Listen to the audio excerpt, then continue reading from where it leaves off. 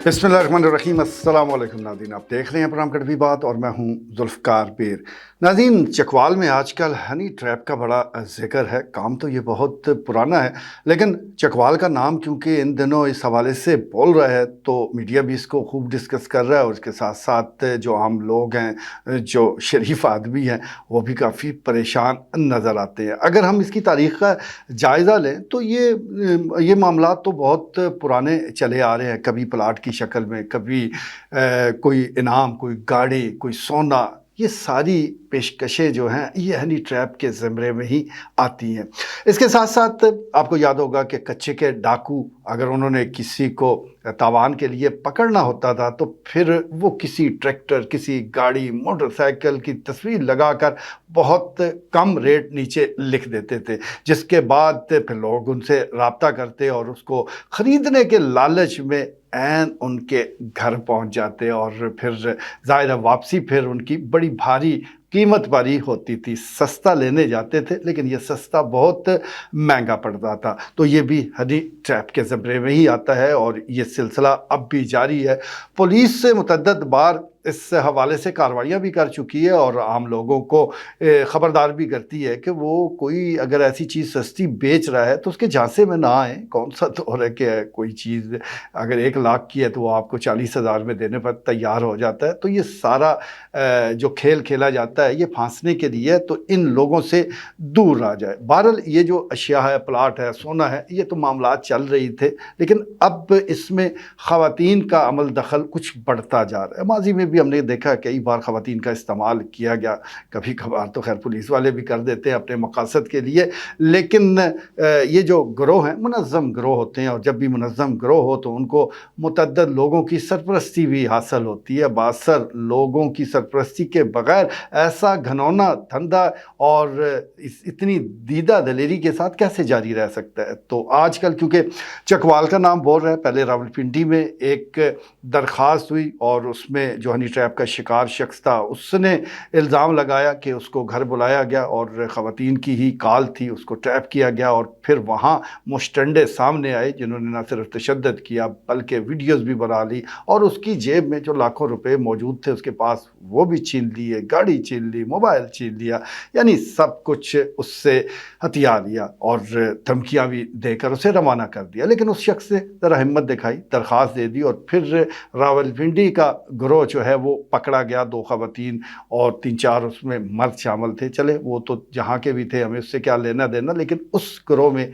एक शख्स का ताल्लुक चकवाल से भी था। तो फिर मीडिया में चकवाल का नाम भी गूंजा, और अभी उसकी गूंज बाकी थी कि गुज़श्ता रोज़ नवाई इलाके ढाब से ताल्लुक़ रखने वाले एक शख्स ने भी थाना सिटी चकवाल में दरख्वास्त दी कि वो ऐन बीच चौराहे शहर के अंदर उसको लूट लिया गया है, और इस बार भी इस्तेमाल खातून का किया गया है जिसने फ़ोन किया, और ये सारे मामला चंद घंटों में तय पा गए। सुबह फ़ोन हुआ, शाम के वक्त वो शख्स उसके घर था, फिर नौजवान थे, और फिर वो शख्स था, उसकी जेब में जो 6,000 रुपये थे, जो उसके पास मोटरसाइकिल था, वो सब कुछ छीन लिया गया। वारदात ज़रा माठी थी, लेकिन चले वो कहते हैं भागते चोर की लंगोटी से ही कुछ हाथ तो आया, और ये मामला भी हज़म हो जाना था। और दीगर मामलात की तरह ये जो गिरोह पकड़े जाते हैं, कौन सा कोई इनकी पहली वारदात होती है जिसमें मामलात मंज़र आम पर आ जाते हैं और फौरी तौर पर ये पकड़े जाते हैं।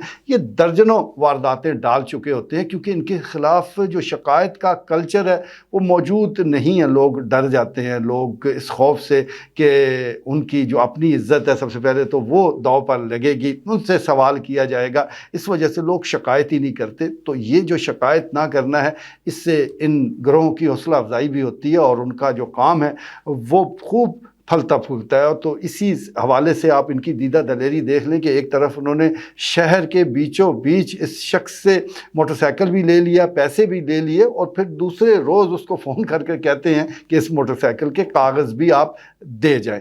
जब मामला यहाँ पहुँचा तो फिर ज़ाहिर है इस शख्स ने ज़रा हिम्मत की और थाना सिटी चकवाल में दरख्वास्त दे दी है। पुलिस अब मसरूफ़ तफ्तीश है, यकीनी तौर पर अब ये लोग तो सलाखों के पीछे होंगे, लेकिन क्या इनके सलाखों के کے پیچھے جانے کے بعد یہ گروہ ختم ہو جائیں گے، یہ کام دھندا ختم ہو جائے گا، تو بالکل ایسا نہیں ہے۔ کئی ایسے گروہ اب بھی موجود ہیں، لوگوں کو ٹریپ کر رہے ہیں، لوگوں کو ٹریپ کرنے کے چکروں میں ہیں، اور کیونکہ بشری کمزوریاں ہر ایک کے ساتھ لگی ہوئی ہیں، ہر شخص سے کوئی اتنا مضبوط کریکٹر کا مالک نہیں ہوتا، آپ اس کو ٹریپ کر سکتے ہیں، لالچ دے سکتے ہیں، خواتین کا استعمال کر سکتے ہیں۔ تو یہ استعمال جو ہے، جس سے میں نے گزارش کی ہے، بہت اس کی پرانی تاریخ ہے، لیکن اب کیونکہ سوشل میڈیا آ چکا ہے، موبائل ہے، ٹیلی فون، ہر چیز موجود ہے، تو یہ مراحل بڑی تیزی کے ساتھ طے ہو جاتے ہیں، اور بڑی ایزی منی ہے یہ کہ آپ نے بس ایک شخص کو پھانسنا ہے، اس کو گھر بلانا ہے، اور پھر پیسے ہی پیسے۔ لیکن کبھی کبھار الٹا پڑ جاتا ہے، جیسا کہ اس معاملے میں پڑا ہے۔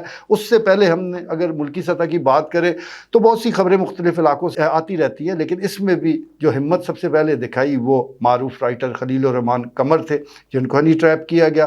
ان کے ساتھ بھی تقریباً یہ سارا سلوک کیا گیا، اور یہ ایک ماڈل کے تحت ہی معاملات آگے بڑھتے ہیں، یعنی پہلے خاتون ہوتی ہے، وہ پھر اس کے ساتھ ایک تعلق معاملہ بنتا ہے، پھر اس کو گھر بلایا جاتا ہے، پھر اس کی خفیہ ریکارڈنگ ہو جاتی ہے۔ یہ ساری چیزیں بلیک میلنگ کے لیے استعمال ہوتی ہے۔ تو خلیل الرحمان قمر کے ساتھ بھی یہی ہوا، وہ 5-6 دن سوچتے رہے، بالآخر انہوں نے درخواست دی، اور پھر وہ تمام لوگ، پورا گروہ جو ہے وہ سلاخوں کے پیچھے جیل میں چلا گیا۔ انہوں نے اس سے پہلے درجنوں وارداتیں ڈال رکھی تھی۔ تو اس سے حوالے سے میں اتنی گزارش کروں گا کہ جو لوگ بھی ہنی ٹریپ ہوتے ہیں یا اس معاملے میں پھنستے ہیں، تو انہیں تھوڑی سی ہمت دکھانی پڑے گی۔ وہ ظاہر معاشرے کے رد عمل کے خوف سے یہ ایسی ہمت نہیں دکھاتے، کیونکہ ہم میں سے اکثر جو لوگ ہیں، میرے سمیت، وہ سب سے پہلے اس شخص کو ہی مورد الزام ٹھہرائیں گے۔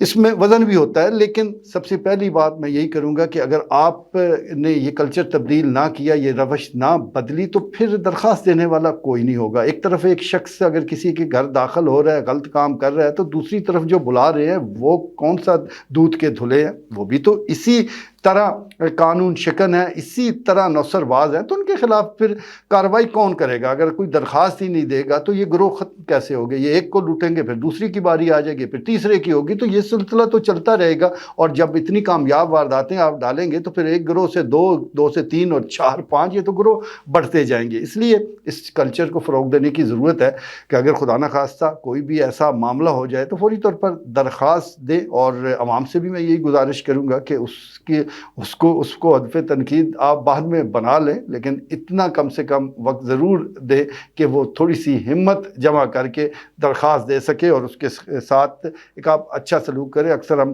یہی کہتے ہیں، اور میرے سمیت سب، میں اپنے آپ کو بیچ میں رکھ کر یہ بات کر رہا ہوں کہ سب سے پہلے اس شخص سے یہ پوچھتے ہیں کہ آپ وہاں آم لینے گئے تھے، لیکن بھارت انسان ہے، بہت جگہ وہ ڈگمگا جاتا ہے، کبھی لالچ کے تحت اور کبھی خواتین کے حوالے سے۔ تو اس طرح جس طرح میں نے سٹارٹ میں ہی بات کی ہے کہ چکوال کیونکہ پہ در پہ اس قسم کی خبریں آ رہی ہیں، تو شہریوں نے بھی کان کھڑے کر لیے ہیں کہ ایک چھوٹے سے علاقے میں یہ معاملات کیا بنتے جا رہے ہیں۔ بڑے شہروں میں تو اس قسم کی وارداتیں سنتے تھے، ہنی ٹریپ کے حوالے سے ہم خبریں پڑھتے تھے، لیکن یہ تو اب ہمارے گھروں میں داخل ہو چکا ہے، یعنی گھر میں چکوال کے شہر کے اندر اس قسم کی وارداتیں ہو رہی ہیں۔ منظم گروہ ہیں، منظم دھندا ہے، اور اس کے پیچھے وہ کہتے ہیں کہ کئی ایسے لوگ، کئی ایسے شرفاء، کئی ایسے نقاب پوش موجود ہیں، مختلف طبقات سے، مختلف شعبوں سے ان کا تعلق ہے۔ ہم امید کرتے ہیں کہ ڈسٹرکٹ پولیس آفیسر احمد محی الدین اس حوالے سے کوئی خصوصی ٹیم تشکیل دیں گے تاکہ اس دھندے میں ملوث نہ صرف لوگوں کو گرفتار کیا جائے، خواتین کو پکڑا جائے، بلکہ ان کے پیچھے جو ان کے سرپرست ہیں ان پر ہاتھ ڈالا جائے، کیونکہ ایسا کام سرپرستی کے علاوہ ممکن نہیں ہے۔ تو سرپرستوں کو پکڑیں گے تبھی یہ دھندا جو کہ بڑا ہے، گندا، بند ہوگا، ورنہ لوگ لٹتے رہیں گے، ہم خبریں دیتے رہیں گے، تماشا چلتا رہے گا۔ آج کے لیے اتنا ہی، اجازت دیجیے، اللہ نے کے بعد۔